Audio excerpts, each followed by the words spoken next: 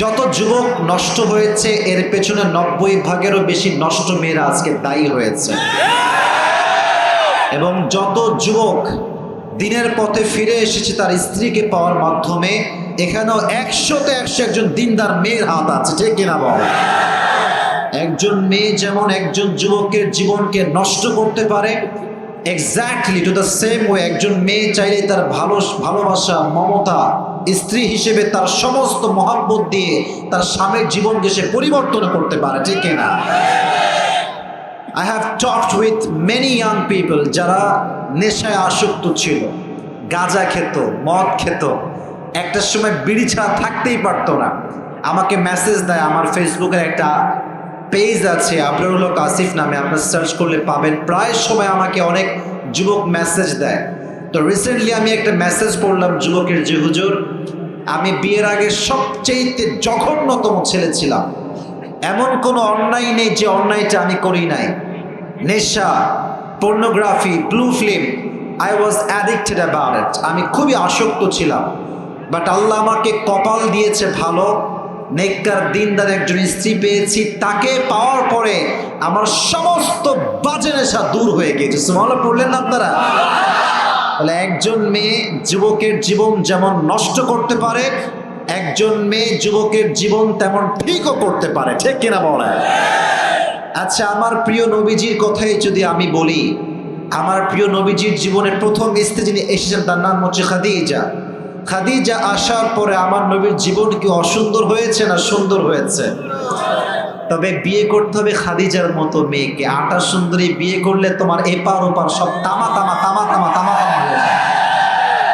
আর আজকাল তোমরা একটা কথা মাথায় রাখবা, I am not insulting any girl, I respect them from my heart, মন থেকে সম্মান করি। বাট আজকালকার বোরকা, I am so sorry to say that, but I have to talk about the reality, what's going on in the society. যা হচ্ছে বাস্তব, কে খুশি হলো কে বেজার হলো ডাজন্ট ম্যাটার, হক কথা এটা বলতে হবে। কে খুশি হলো কে বেজার দেখার সময় আমাদের কাছে নাই। আপনারা কি এই বিষয়ে একমত? ঠিক বলতে হবে, বলেন একমত। Very good. এই বোরকাটা আজকাল একটা ট্র্যাডিশনাল, একটা স্মার্টনেস, মডার্ন হয়ে গিয়েছে। আমি মুসলমান ঘরের মেয়ে তাই আমি বোরকা পরি, বাট আমি বোরকা পরে 4-5টা প্রেম আমি একাই করি। বোরকা is just like a modern and fashion. যদি বোরকা মডার্ন না হতো তাহলে আজকে বোরকাওয়ালি মেয়ে টিকটক কোন সাহসে করতে পারে? বোরকা যদি আজকে মডার্ন না হতো, বোরকা পরে একজন মেয়ে স্টেজে গান করতে পারে কেমন করে, ঠিক কিনা বল? বোরকা পরলেই দিনদার হওয়া যায় না। দিনদার হবে তখন যখন তার হৃদয়টা পবিত্র হবে। একজন মেয়ে দিনদার হবে তখন যার সতীত্ব পবিত্র হবে, ঠিক কিনা বলো যুবক? আল্লাহ প্রত্যেকটা মা বোনকে প্রকৃতপক্ষের দিনদার হওয়ার তৌফিক দান করো, সকলে পড়ে আমিন। আচ্ছা, আমি যা যা বললাম একটা কথাও কি বাস্তবতার বাহিরে বলেছে? যুবক ভাইরা বলো বলো বলো। তোমাদের মাগুরার খবর তো আমি জানি না, বাট আমি একটা বিষয় খুব ভালো করে বুঝি। একজন মেয়ে যখন জিন্সের প্যান্ট, টি শার্ট পরে, টাইট ফিটিং ড্রেস পরে রাস্তায় হাঁটে, তার খারাপ ড্রেসের জন্য যুবকের চোখ যে নষ্ট হয় তা কিন্তু নয়, একজন মুরব্বীর চোখটাও নষ্ট হয়ে যায়। তো তারা মাঝে মাঝে বলে যে আমাদের পোশাকের দোষ না, আমাদের চোখের দোষ। এই লজিক আছে না? আপনারা বলেন আছে না? আছে না? আচ্ছা, মনে করেন মাগুরা, একটা এক্সাম্পল দিয়ে তাফসীর শুরু করছি।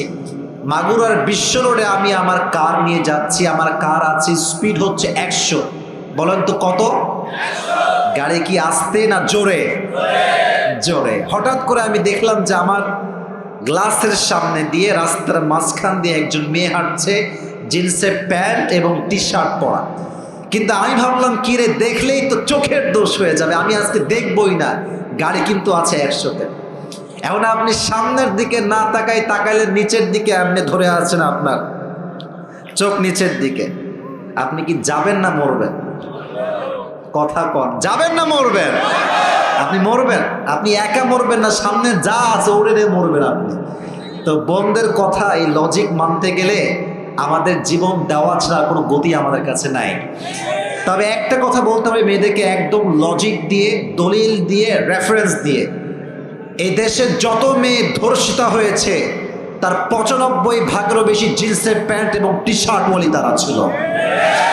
আর একজন মেয়ে যখন বোরকা পরে শালীনভাবে হিজাব পরে নেকাব পরে রাস্তাঘাটে হাঁটে, একজন গাঞ্জাখোর যুবক তাকে দেখলে স্যালুট করতে বাধ্য হয়ে যায়, ঠিক কিনা বল? This is the power of হিজাব। এটা নারীদের একটা আভিজাত্যের জিনিস, অধিকারের জিনিস। নারীটা কতটা রুচিসম্মত, তার কোয়ালিটি কত সুন্দর, এটা তার হিজাবে প্রমাণ পায়, ঠিক কিনা বলো যুবক ভাই? আল্লাহ মাগুরার প্রত্যেকটা মেয়েকে পর্দাশীল নারী হিসেবে কবুল করুক। সকলেই আমরা মন খুলে পড়ছি আমিন। সময় যেহেতু খুবই শর্ট, ভূমিকায় মাঝে মাঝে বেশি কথা বলা হয়, তবে আজকে আমার I don't have enough long time, so আমি এটাকে লং করতে পারছি না। আমি আমার তাফসীর শুরু করতে যাচ্ছি, তবে তাফসীর শুরু করার আগে আমি তাকবীর দিব, আপনারা আমার সঙ্গে তাকবীর দিবেন। তো অনেকে গলা হয়তো বা বসে কিছু গলাটা ঠিক করে না, অনেক কাশি দেয় নাই আমার সাথে, কাশি দেন সবাই, গলা ঠিকঠাক? আচ্ছা, আমি তাকবীর দিচ্ছি, একদম এমন তাকবীর দিবেন যেন পুরো মাঠ, মঞ্চ, স্টেজ, প্যান্ডেল কেঁপে যায়। মাগুরা যে একটা বীর পুরুষের এলাকায় যেন প্রমাণ হয়ে যায়, ঠিক কিনা বলেন? হয় নাই, আর একটু জোর বাড়াতে হবে। 2 বার দিব, বেশি না, এত ডিস্টার্ব করবো না। 2 বার, 3 বার দিই, 1 বার হয়ে গিয়েছে। আর একবার একটু লেটস ট্রাই अगेन, একটু কাশি দেন সবাই, এবার দেন। লিল্লাহি তাকবীর, লিল্লাহি তাকবীর। এবার হাত তুলে আল কোরআনের আলো,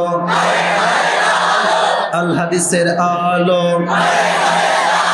কোরআন হাদিস যেখানে, আলেম ওলামা যেখানে, মাগুরাবাসী যেখানে, আল্লাহ কবুল করুন। সকলে পড়ে আমিন। আজকে আমরা যে কিতাব থেকে তাফসীর শুনবো, কিতাবটার নাম কি? এক বাক্যে বলেন তো। এই কোরআনে কি কোনো ভুল আছে যুবক ভাইয়েরা? কোনো সন্দেহ কি কোরআনে আছে? যাদের জীবনটা ছ্যাঁকা খেয়ে বেকা, তাদের জন্য এই কোরআনের সলিউশন আছে না নাই? একদম এলাকার গ্রাম থেকে নিয়ে শুরু করে সংসদ পর্যন্ত কখন কোথায় কি লাগবে প্রত্যেকটা বিষয় কোরআনে উল্লেখ করে দিয়েছে। একজন আওয়াজ দিয়ে বলেন তিনি কে? ওয়ানাজ্জালনা আলাইকাল কিতাবা তিবয়ানান লিকুল্লি শাইইন ওয়া হুদা ওয়া রাহমা ওয়া বুশরা লিল মুসলিমিন। তোমার কি লাগবে? I have described everything in this Quran, whatever you need in your life from beginning to the last. তোমার জীবনের শুরু থেকে নিয়ে শেষ পর্যন্ত যা যা লাগবে প্রত্যেকটা প্রবলেম তার সলিউশন কোরআনে দিয়ে দিয়েছে। সুবহানাল্লাহ, পড়বেন না আপনারা সবাই? আজকে আমরা এমন একটি সূরাকে সিলেক্ট করেছি কথা বলার জন্য। আমি খুতবাতে আয়াতটা তেলাওয়াত করেছি। আমার একটা বিশ্বাস আছে, আমার ওয়াজ আজকে যারা মনোযোগ দিয়ে শুনবে, দেখেন ঠিক বেঠিক বলা, সুবহানাল্লাহ পড়া না পড়া, it's just a formality and nothing else. এটা হচ্ছে একটা ফর্মালিটি, বাট মূল বিষয়টা হচ্ছে আমি কি বলছি এটা আপনি বুঝতে পারছেন কিনা। মূল বিষয় হচ্ছে আপনি আপনার এই জীবনটাকে আমার কথা থেকে পরিবর্তন করতে পারছেন কিনা। এটা যেন না হয় যে আসিফ হুজুর খুব ফেমাস, আসছিল, অনেক লোক আসলো, অনেক মিডিয়া ছিল। নো নো নো, মাহফিলের উদ্দেশ্য এটা নয়। উদ্দেশ্য হচ্ছে এটা, এই মাহফিলে আমরা আল্লাহর জন্য আসব এবং জীবন পরিবর্তন করার মতো কিছু কথা শুনে বাসায় যাবো। রাজি আছেন তো ইনশাআল্লাহ? আজকে আমরা এই কথা বলবো না, এই যে মোবাইলওয়ালারা মোবাইল নামাও, আমার কথা শোনো। সারা জীবন ফেসবুকে দেখেছো আমাকে, আজকে মোবাইল কেন? আমাকে সরাসরি দেখতে হবে আজকে, কথা ঠিক আছে না যুবক ভাইয়েরা? আজকে সরাসরি দেখার দিন। মেহেরবানি করে ক্যামেরা অফ রেখে আমি যা বলি মনোযোগ দিয়ে শুনবেন। হ্যাঁ, আওয়াজ করা যাবে না, আমি আছি, let me handle everything. Please আপনারা কেউ সাউন্ড করবেন না, আমি এখানে আছি। যা অভিযোগ আমাকে বলবেন, কেউ সাউন্ড করবেন না। কোরআনুল কারীমের আজকে আমরা যে সূরা থেকে তাফসীর পেশ করব, সূরা নাম্বার হচ্ছে 93তম সূরা। সূরাটার নাম হচ্ছে সূরাতুদ দুহা। এই সূরার আয়াত সংখ্যা হচ্ছে মোট 11টা। সূরাটা হচ্ছে মাক্কি সূরা। 4টা বিষয় বললাম। এক, সূরাটা হচ্ছে 93তম সূরা। কত নাম্বার? একসঙ্গে বলেন, বলেন 93। বলেন কত নাম্বার? আয়াত সংখ্যা মোট 11টা। বলেন কয়টা? সূরাটার নাম হচ্ছে সূরাতুদ দুহা। বলেন নাম কি? দুহা। আর এই সূরার আয়াত সংখ্যা হচ্ছে মোট 11টা, সূরাটা হচ্ছে মাক্কি সূরা। এখন আমি কেন এই বেসিক নলেজগুলো বারবার শেয়ার করছি, এর একটা কারণ আছে। মাগুরায় যেহেতু আজকে প্রথম আসছি, আমি দেখব আজকে মাগুরার কোন সন্তান আমার ওয়াজটা মুখস্থ শোনে ভালো করে এবং শেষে গিয়ে বলতে পারে। যে বলতে পারবে, এটা আমার হাতে কি की बैग टाका पैसा यार ज्यादा पैसा तो नहीं है मेरे पास, लेकिन जितना भी है कम नहीं है। যা আছে দেওয়া যাবে, সমস্যা নেই। তবে হ্যাঁ, আমার ওয়াজ খালি এখান থেকে নয়, এখান থেকে শুনতে হবে। একটা এই কান আর একটা এই কান। আমি প্রায় বলি, যেই কথা আপনি হৃদয়ে বাদ দিয়ে কান দিয়ে শুনবেন, ये यहाँ से आएगा यहाँ से निकल जाएगा। এখান দিয়ে ঢুকবে, এখান দিয়ে বের হয়ে যায়। বাট যেই কথা আপনি হৃদয় দিয়ে শুনবেন, এটা আপনার জীবনকে পরিবর্তন করে দেবে, ঠিক কিনা বল? হৃদয়ের কানকে খাড়া করবেন। দেখি আমি আজকে কাকে পুরস্কার দিতে পারি। যদি কারো কাছে নোটপ্যাড থাকে, কলম থাকে, যদি পারেন পয়েন্টগুলো লিখে নেবেন, যাতে করে শেষে গিয়ে বলতে পারেন। আর উত্তরটা হবে এরকম, আমি দাঁড় করাবো, যা তাফসীর পেশ করেছি জিজ্ঞেস করবো, সে অনুযায়ী যে উত্তর করতে পারবে সেই পুরস্কার পাবে। রাজি আছেন তো ইনশাআল্লাহ? মাইন্ডসেট সম্পূর্ণ ক্লিয়ার করে না।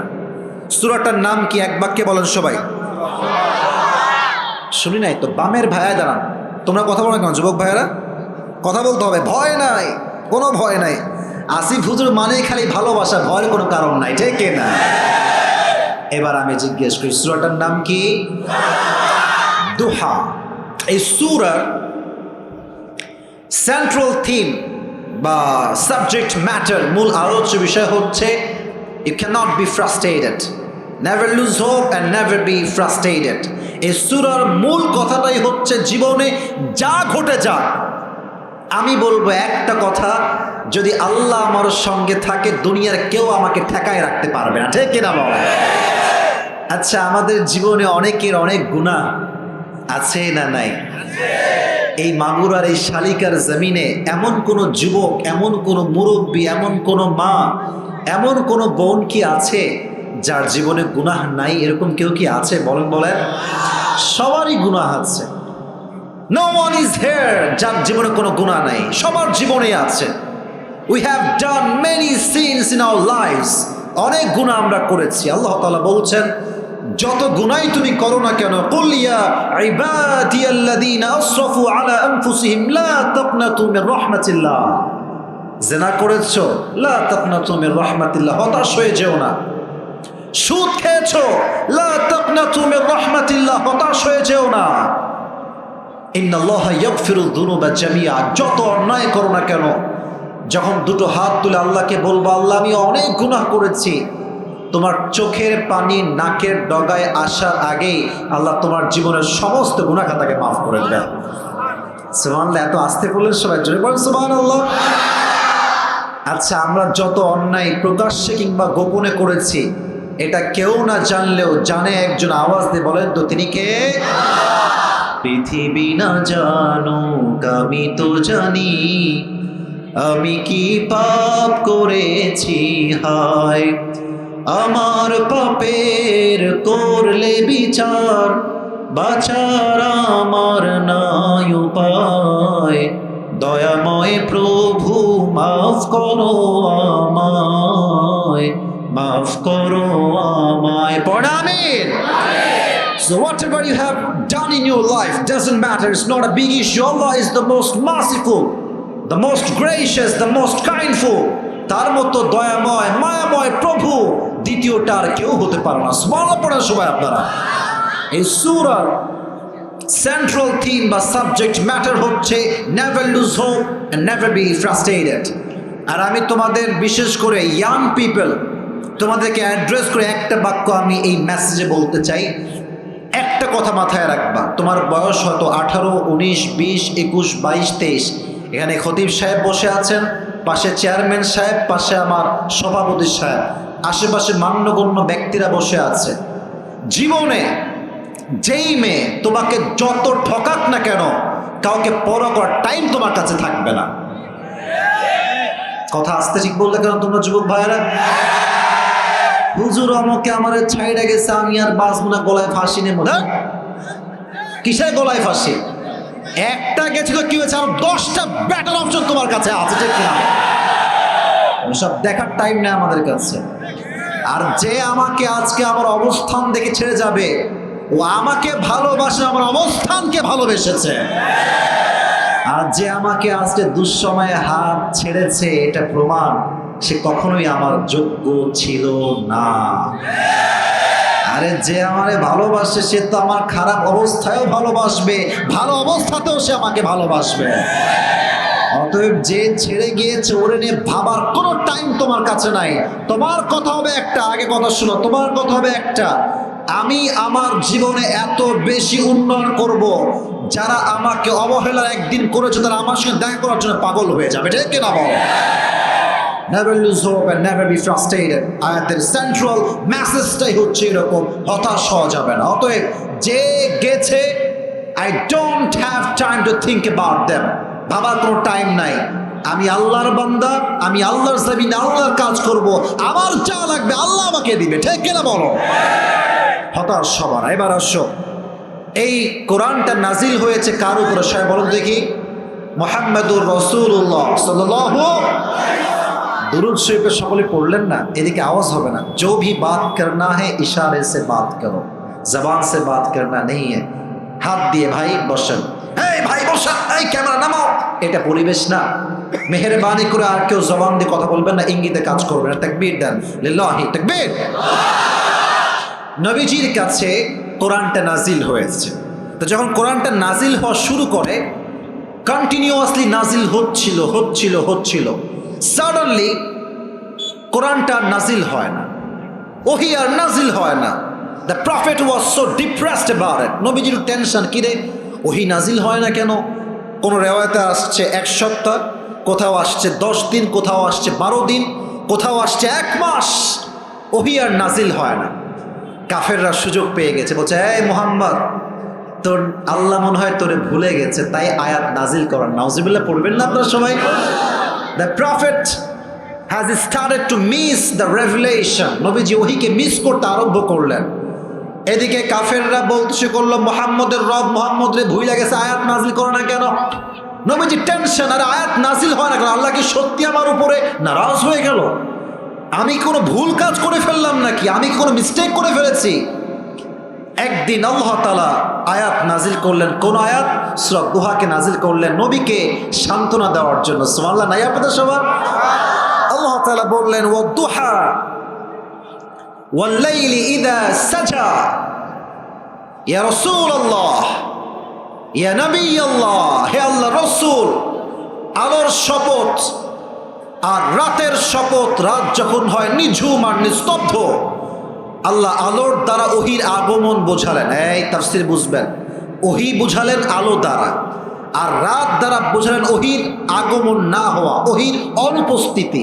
আল্লাহ বললেন, নবী, দিনের পরে রাত না আসলে যেমন ভালো লাগে না, রাতের পরে দিন না আসলে যেমন ভালো লাগে না, ওহি যদি নাজিল হতেই থাকে, ওহির একটা প্রেশার আছে, আপনি সহ্য করতে পারবেন না। অতএব আমি যে ওহি বন্ধ করেছি, এর উদ্দেশ্য এটা নয় যে আমি অসন্তুষ্ট, বরং উদ্দেশ্য হচ্ছে এইটা, আমি আপনাকে সুখে শান্তিতে আরামে রাখতে চাই। এই জন্য আপনার রেস্টের জন্য সাময়িক কিছুদিনের জন্য ওহিকে বন্ধ করেছি। আমি আল্লাহ আগেও আপনার উপরে খুশি, এখনো আপনার উপরে খুশি আছে। সুবহানাল্লাহ পড়বেন না আপনারা? তাই কাফেররা যে আপনাকে বলছে মুহাম্মদের রব মুহাম্মদকে ভুলে গেছে, না না না, আমি ভুলি নাই, আমি তো আপনার শান্তি চাই। ওহির একটা কষ্ট ছিল। আচ্ছা, এখন তো আমরা চড়ি BMW-তে, মার্সিডিজে, হ্যাঁ, কত রকমের কার। নবীর যে কোনো কার ছিল যুবক ভাইয়েরা? বলো না কেন, ছিল? কার ছিল? তখন ছিল উট, তখন ছিল ঘোড়া।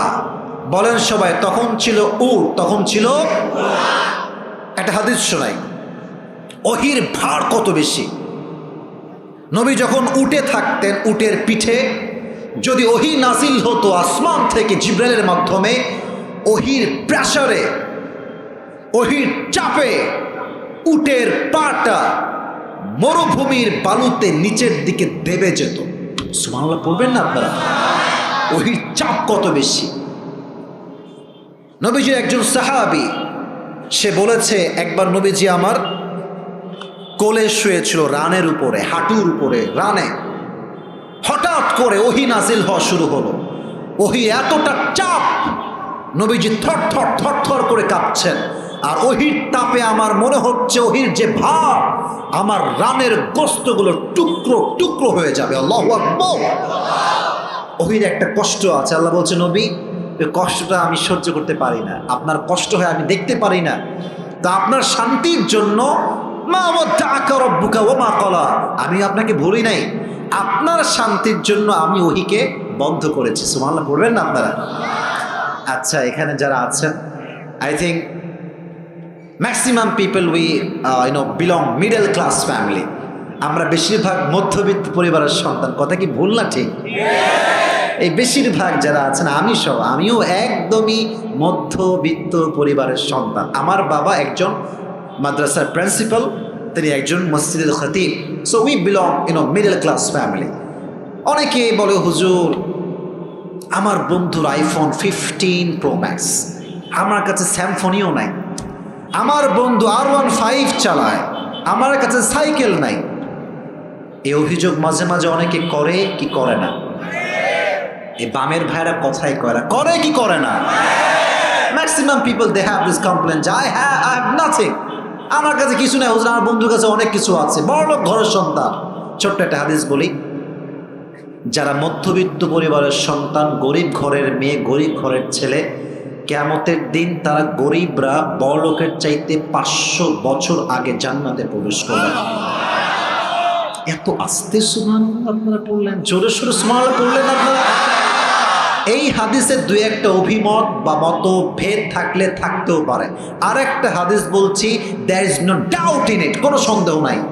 নবী যখন কিয়ামতের দিন সাহাবা ইকরামদেরকে নিয়ে, উম্মতদেরকে নিয়ে জান্নাতে যাবেন, নবীর হাতের ডান দিকে যত লোক থাকবে তার বেশিরভাগই হবে মধ্যবিত্ত গরিব ঘরের সন্তান। সুবহানাল্লাহ পড়া। অতএব তোমার কাছে কিছু নাই মানে যে আল্লাহ তোমারে ভালোবাসে না তা নয়, বরং আল্লাহ কাউকে দিয়ে পরীক্ষা করে, আল্লাহ কাউকে না দিয়ে পরীক্ষা করে। বাট দিন শেষে জিতে যায় সে, যে তার নিজের অবস্থানে সুখী হতে পারে।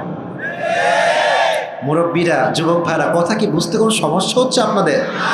আচ্ছা, আমি একটু এক্সাম্পল দিই আয়াত থেকে।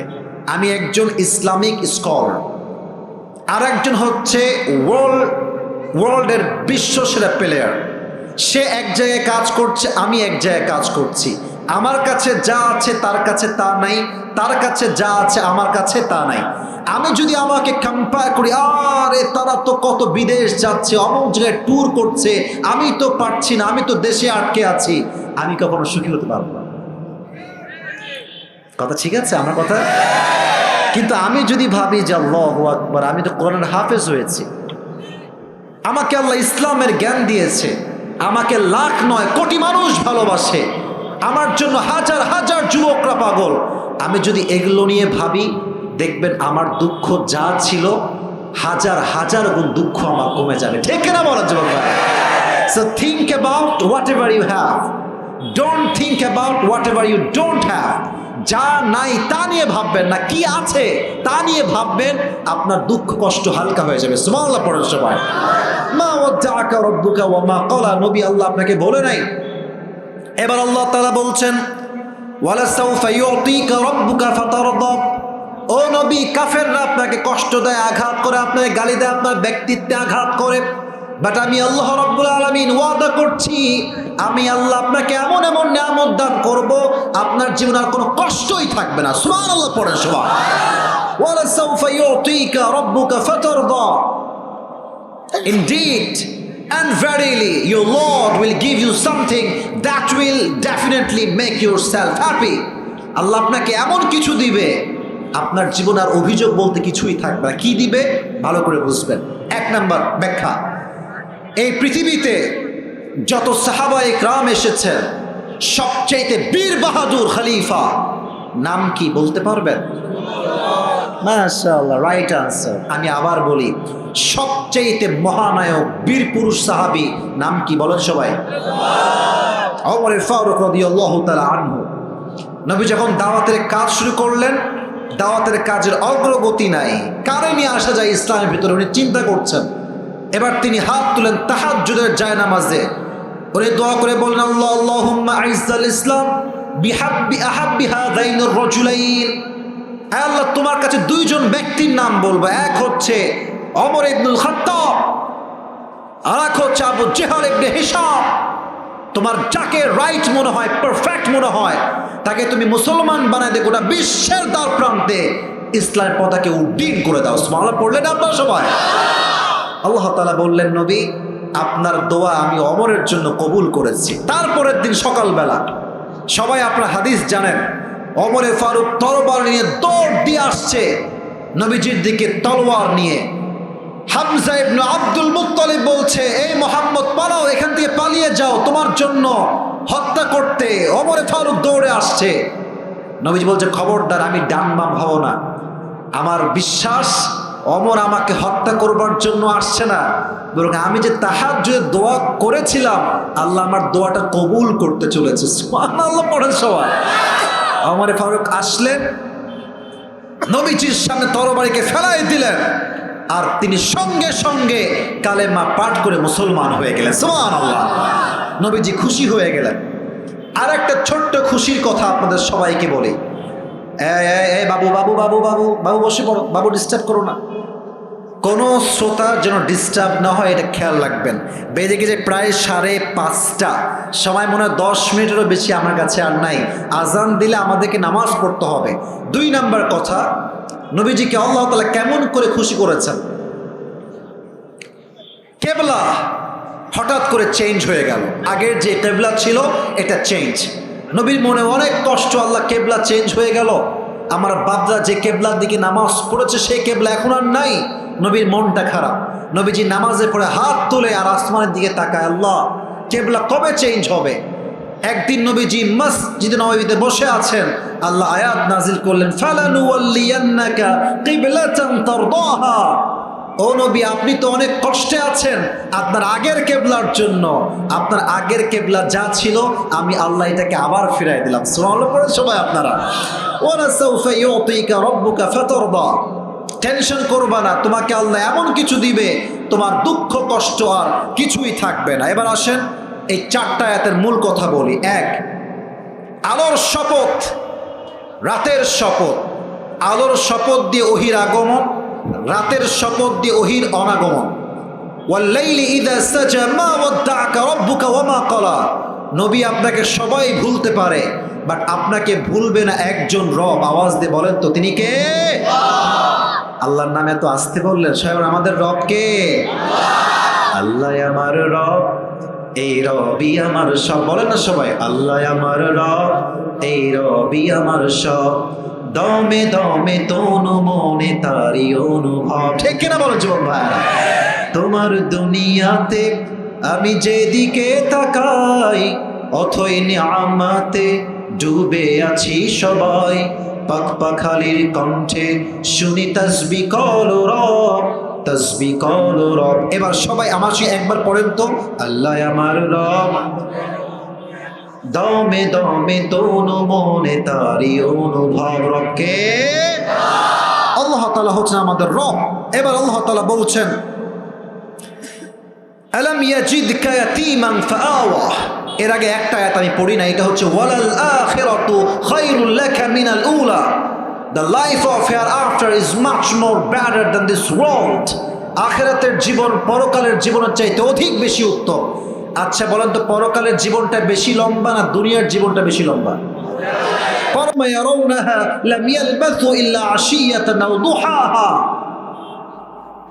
কিয়ামতের দিন যখন মাগুরার মানুষরা আল্লাহর সামনে দাঁড়াবে, তারা বলবে, আল্লাহ এত লম্বা সময় কিয়ামতের ময়দান। সে বলবে, আমার মনে হচ্ছে আমি পুরো দুনিয়াতে I was in the world just like on morning or on evening. মনে হয় আমি দুনিয়াতে একটা সন্ধ্যা অথবা একটা সকাল ছিলাম। তাহলে ভাবেন কিয়ামতের দিবসের দিন কত লম্বা হবে। ওয়ালাল আখিরাতু খায়রুল লাকা মিনাল উলা। নবী কষ্ট দিচ্ছে আপনাকে, দুনিয়ার জীবন আজ আছে কাল নাই, একটু সবর করেন। কিয়ামতের দিন প্রত্যেকটা কাজের সওয়াব আমি আল্লাহ আপনাকে বিনিময় দিয়ে দান করব। সুবহানাল্লাহ পড়বেন না আপনারা? শেষের দিকে আমরা শেষ করি, কারণ আমাদের সময় খুবই কম। এবার নবীকে আল্লাহ তাআলা কি কি নিয়ামত দিয়েছেন, নিয়ামতকে স্মরণ করাচ্ছেন। আল্লাহ বলছেন, আলাম ইয়াজিদকা ইয়াতীমান ফাআওয়া। নবী, আপনি না ইয়াতীম ছিলেন, আপনার বাবা নাই, মা নাই, আপনাকে প্রত্যেক দিক থেকে সহযোগিতা করেছে একজন। আওয়াজ দিয়ে বলেন তো তিনি কে? আচ্ছা, এবার বলেন, আমার নবীজির প্রথম যিনি স্ত্রী তার নাম ছিল কি? কে বলতে পারে? আমি শুরুতে একবার বলেছি, আগেও আবার বলছি, তার নাম ছিল কি? খাদিজাতুল কুবরা রাদিয়াল্লাহু তাআলা আনহা। আলাম ইয়াজিদকা ইয়াতীমান ফাআওয়া ওয়া ওয়াজাদাকা দাল্লান ফাহাদা ওয়া ওয়াজাদাকা আইলান ফাআগনা। নবী, আপনি না ইয়াতীম ছিলেন, আপনি না পথহারা ছিলেন, আপনি না গরিব ছিলেন, আপনাকে ধনী বানিয়েছে একজন। আওয়াজ দিয়ে বলেন তো তিনি কে? এই হাদিসটা আমার শেষ, এটা বলে আমাকে দোয়ার দিকে যেতে হবে পুরস্কার দিয়ে। নবীর সঙ্গে যখন খাদিজার বিয়ে হয়, নবীজি খাদিজার ঘরে আসছেন as a guest, as a business partner, একজন ব্যবসায়ী পার্টনার হয়ে। নবীর চেহারায় এতটা নূর ছিল, খাদিজার ঘরে প্রবেশ করার সাথে সাথে পুরো খাদিজার ঘরটা নবীর চেহারার নূরে নূরান্বিত হয়ে গিয়েছে। কিন্তু খাদিজা তাকে যে বিয়ে করবে, যুবকেরা এদিকে মন দাও, মেয়েকে বিয়ে করতে চাইলে তো বিয়ে করা যায় না, কারণ আজকালকার মেয়ের বাবারা চরিত্রবান যুবকের চাইতে টাকাওয়ালা যুবকের দাম দেয় একটু বেশি। আর আজকাল মেয়েদের কি হয়েছে, এরা টাকলাকে বিয়ে করে কেন? সরকারি চাকরি আর টাকার জন্য টাকলাকেও মেয়েরা আজকাল বিয়ে করে, ঠিক কিনা বাবা? ওই কয়েকদিন আগে, রাগ করবেন না, আয়াত বলতে গিয়ে মনে পড়ে গেল, একজন মেয়েকে দেখলাম বাবার চাইতে প্রায় 8 বছরের বেশি বুড়িরে বিয়ে করছে। তো তারে বলছে, এই আপনি একে বিয়ে করলেন কেন? তো বলতেছে যে আই ক্যান ফিল হিম, তারে আমার ফিল হয়। আর আমি বললাম, ওরে বাটফার, হ্যাঁ, এটা কোনো ফিলিংসের ব্যাপার নয়, it's all about money matter and nothing else, ঠিক কিনা বলো? টাকা থাকলে মেয়েরা কি যে হয় আমি বুঝি না, গাঞ্জা করে তো কিছু কিছু মেয়ে বিয়ে করে বেড়াচ্ছে টাকার জন্য। আমার কথা বন্ধের জন্য একটা, টাকা দিয়ে আপনি মুরব্বীকে বিয়ে করতে পারবেন, বাট চরিত্রবান যুবককে বিয়ে করলে মনের যে মানসিক শান্তি আপনি পেতেন, ওইটা আপনি আজীবনেও খুঁজে পাবেন না, ঠিক কিনা বল? নবীকে খাদিজা প্রস্তাব দিয়েছে টাকার জন্য নয়, পজিশনের জন্য নয়, তার সুন্দর চরিত্র এবং বিশ্বস্ততা দেখে। সুবহানাল্লাহ পড়েন সবাই। কেমনে প্রস্তাব দিয়েছি একটু হাদিসটা বুঝাই দেই। খাদিজার যে দাসী ছিল তার নাম ছিল নাফিসা। মাগুরার ভাইয়েরা নাম ছিল কি? নাফিসাকে একদম প্রেসাইজলি বলছে, তো আমার কাছে লং টাইম নেই, বলছে নাফিসা আমার এই যুবককে পছন্দ, তার নাম মোহাম্মদ, আপনি আমার পক্ষ থেকে গার্ডিয়ান হয়ে প্রস্তাব নিয়ে যান। নাফিসা আসছে, বলছে ইয়া মোহাম্মদ একটু বের হয়ে আসো বাসা থেকে। কি হয়েছে আপনার, কি কাজ, কি দরকার? বলছে আমি তোমার কাছে একটা প্রশ্ন করতে চাই, if you don't mind. Mind করবো না তো? বলছে না না, বলেন বলেন। বলছে আচ্ছা তোমার বয়স তো প্রায় 25, this is the perfect time to get married, তুমি বিয়ে করছো না কেন? তোমার বয়স তো ঠিকঠাক আছে। তো নবীজি একটু মুচকি হাসি দিয়ে বলছে বয়স তো ঠিকঠাক, বাট টাকা পয়সা নাই। যুবক ভাইরা কি নাই? এটা কিন্তু বানানো, যে হুজুর এখানে আছে, এটা কিন্তু বানানোর কোনো কথা না। নবীজি বলছে আমার কাছে সেই সামর্থ্য নাই যে আমি বিয়ে করব। এবার নাফিসার দেখেন ঝোঁক বুঝে কোপ কারে কয়, বলছে তাই ইউ ডোন্ট হ্যাভ মানি, টাকা নাই, আহা কি কষ্ট। তো এবার সে বলছে আচ্ছা তোমাকে যদি এমন কোনো মেয়ের আমি সন্ধান দেই যেই মেয়েকে বিয়ে করলে you don't need to give money, তোমাকে কোনো টাকাই দেওয়া লাগবে না, বরং তুমি তাকে বিয়ে করলে সেই তোমার দায়িত্ব চালাবে। সুবহানাল্লাহ পড়বেন না আপনারা? কিচ্ছু দেওয়া লাগবে না। নবীজি কয় এটা আবার কেমন কথা, এমন মেয়ে যাকে বিয়ে করলে কিছুই দেওয়া লাগবে না সেই আমারে দিবে? মাসমুহা, what is the name of that girl, নাম কি কও আমারে? তো নাফিসা বলছে ইসমুহা খাদিজা, তার নাম হচ্ছে আরবের সবচেয়ে ধনীর ঘরের দুলালি, সবচেয়ে ধনীর মেয়ে, নিজেও ধনী বাবাও ধনী, তার নাম হচ্ছে খাদিজা। সুবহানাল্লাহ পড়ে সবাই আপনারা। এখন নবীজি শুনে বলতেছে আল্লাহু আকবার, এত বড়লোক ঘরের মেয়ে। তো নবীজি বলছে ঠিক আছে আমি রাজি আছি, বাট আমার চাচাকে লাগবে, আবু তলেব গিয়ে এটার ডিল ডান করবে। সময় খুবই শর্ট, একদম প্রেসাইজলি বলছি। এবার আবু তালেব আসছে ডিল করবার জন্য, বিয়ের ডিল সব ডান, অনেক কথা বাদ দিচ্ছি, প্রেসাইজলি বলছি, বিয়ের জন্য মোহর লাগবে। মোহর কেমনে দেওয়া যায়? বললেন টাকা পয়সা বেশি নাই, 20টা উট দিব মোহর হিসেবে। কয়টা উট? জোরে বলেন, শেষে আসছি তো। কয়টা উট? 20টা উট দেওয়া হয়েছে মোহর হিসেবে। এখন বিয়ের পরে অলিমা খাওয়াতে হয় কি হয় না? তবে এরকম বাংলাদেশে অলিমা আপনারা খাওয়াবেন না। বাংলাদেশে অলিমা খাওয়ানোর সময় বরযাত্রী যারা আসে, এরা বরযাত্রীরা সব বরযাত্রী আসে, ট্রাক ভরে বাস ভরে নিয়ে আসে। আর বাবা সারা জীবন ইনকাম করে যা পাইছে, চাল ডাল গোস্ত আলু ভর্তা ডিম ভর্তা 7 আপ কোকোলা মোজো দই সব খাওয়ায়। আর কয়েকটা বাটপার আছে যাওয়ার সময় এমন ঢেকর তুলে আর কই লবণ কম পেয়েছিল। এই সমস্ত বাটপারদেরকে না খাওয়ায়, আমার কথা একটা, তোমার বিয়ে তুমি নিজেই খাবা, প্যারাডাইস চিল, তাই কেনা বল। এই সমস্ত বেঈমান দাওয়াত দিয়ে কোনো লাভ নাই। এখন কেমনে খাওয়াবে? অলিমা কেমনে খাওয়ায়? এবার খাদিজা বলছে আমাকে যে 20টা উট মোহর হিসেবে দেওয়া হয়েছে, এই 20টা উট আমার স্বামীর সম্মানে আমি অলিমার জন্য বিলীন করে দিলাম। সুবহানাল্লাহ পড়েন সবাই। বিয়ে হয়ে গেল। বিয়ের 15 বছর পর নবীজি ওহী পেলেন। ওহী পাওয়ার পর টাকা পয়সা না, ইসলাম প্রচার কেমনে করবে? টাকা লাগবে না? অবশ্যই টাকা লাগবে, উট লাগবে, সৈন্য লাগবে, অস্ত্র লাগবে, কাফেরদের সাথে মোকাবেলা করতে হবে। এবার দেখেন আয়াতের ব্যাখ্যা। ওয়াজাদাকা আইলান ফাগনা। ইয়া রাসূলুল্লাহ, যখন আপনার সব কিছুর অভাব, খাদিজা তখন তার নিজের জীবনের সমস্ত হাজার হাজার কোটি টাকার সম্পত্তি আপনার পায়ের নিচে ইসলামের জন্য বিলীন করে দিয়েছে। সুবহানাল্লাহ পড়েন আপনি। And you became the richest man in Arabic world. আপনি ধনী হয়ে গিয়েছেন। বাট এই যে ধনী আপনাকে বানিয়েছে, বলেন তো কে বানিয়েছে? এবার আল্লাহ তাআলা নবী কিছু গাইডলাইন দিচ্ছেন, শুধু ট্রান্সলেশন বলবো আর শেষ করবো। আল্লাহ তাআলা বলছেন ফাআম্মাল ইয়াতীমা ফালা তাকহার। ইয়াতীমের সঙ্গে, ভাই যারা যাচ্ছেন বাইক নিয়ে প্লিজ হর্ন দিয়েন না ভাই। ফাআম্মাল ইয়াতীমা ফালা তাকহার, ইয়াতীমের সঙ্গে খারাপ ব্যবহার করো না। ওয়া আম্মাস সাইলা ফালা তানহার, যখন তোমার কাছে কেউ কিছু চাইতে আসে তাকে ধমক দিয়ে ফিরিয়ে দিও না। ওয়া আম্মা বিনিআমাতি রাব্বিকা ফাহাদ্দিস, when someone asks you about your mercy and blessing, share with them whatever you have. তোমাকে আল্লাহ যে নিয়ামত দিয়েছে, মানুষকে বলো যে আল্লাহ আমাকে এই নিয়ামত দিয়েছে, ওই নিয়ামত দিয়েছে। কেন? লাইন শাকারতুম লাযীদান্নাকুম ওয়া লাইন কাফারতুম ইন আযাবি লাশাদীদ। Allah says in this ayah, if you are grateful, I will increase your ni'mah more and more. তুমি যদি বলো আল্লাহ আমি অনেক ভালোবাসি, আলহামদুলিল্লাহ, শুকরিয়া, আল্লাহ বলতো তো 10 ভাগ থাকলে আমি আল্লাহ আরো 20 ভাগ বাড়াই দেব। সুবহানাল্লাহ পড়বেন না আপনারা?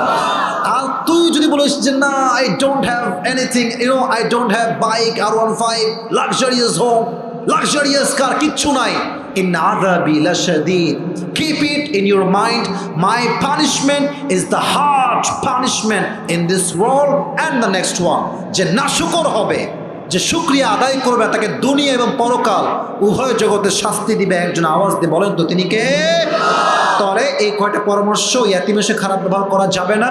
2 নাম্বার বিষয়টা হচ্ছে কেউ চাইলে তাকে ফিরিয়ে দেওয়া যাবে না। সর্বশেষ কথা হচ্ছে যা নিয়ামত আপনার আছে মানুষকে বলবেন যে আল্লাহ আমাকে এই নিয়ামত দিয়েছে। আল্লাহ আমাদের সবাইকে, কেউ যাবেন না, আমার কথা শেষ হয়নি এখনো, কেউ যাবেন না, আমি জানি আজান দিবে, আমার মাথায় এটা আছে। আল্লাহ আমাদের সবাইকে সে অনুযায়ী আমল করার তৌফিক দান করুন। সকলেই পড়া আমিন। হুজুর আজান করার দিকে আরো 51তে আজান। হ্যাঁ, এই জন্য আমি শেষ করলাম। কেন? কারণ আমাকে সামারি বলতে হবে, সারাংশ বলতে হবে না, পুরো ওয়াজের সারাংশ বলতে হবে। আর আমি একজনকে পুরস্কার দিব। এটা তাকবীর দেন সবাই মিলে, লিল্লাহি তাকবীর। আমি পুরো ওয়াজের সামারি বলছি, যুবকেরা পুরস্কার নেওয়ার জন্য সামারি শুনতে হবে। সামারি অফ দ্য লেকচার, খোলাসা, সারাংশ, পুরো ওয়াজের খোলাসা সারাংশ বলছি। সূরাটার নাম হচ্ছে সূরাতুদ দুহা। বলেন সূরাটার নাম। এটা কত নাম্বার সূরা কে বলতে পারে? বসেন, আমি বলছি 93তম সূরা। কত নাম্বার সূরা? আয়াত সংখ্যা মোট 10টা না 11টা? মাশাআল্লাহ। এই সূরাটা কি মাদানী সূরা না মাক্কি সূরা? মাক্কি সূরা, মাশাআল্লাহ। এই সূরা সেন্ট্রাল থিম বা সাবজেক্ট ম্যাটার হচ্ছে নেভার লুজ হোপ, হতাশ হওয়া যাবে।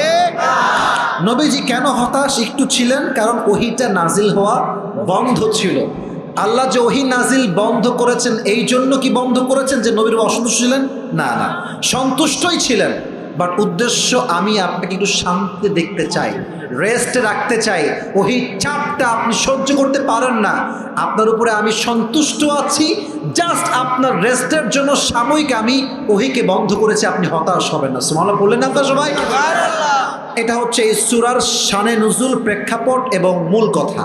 এবার আসেন, আল্লাহ তাআলা বলছেন নবী আমি আপনাকে কিছু জিনিস দিব, আপনি খুশি হয়ে যাবেন। ওয়ালা সাউফা ইউতিকা রাব্বুকা ফাতারদা। কি কি দিয়েছেন? এক নাম্বার বলেছি ইসলামের জন্য একজন বীর সৈনিক আল্লাহ পাঠিয়েছে।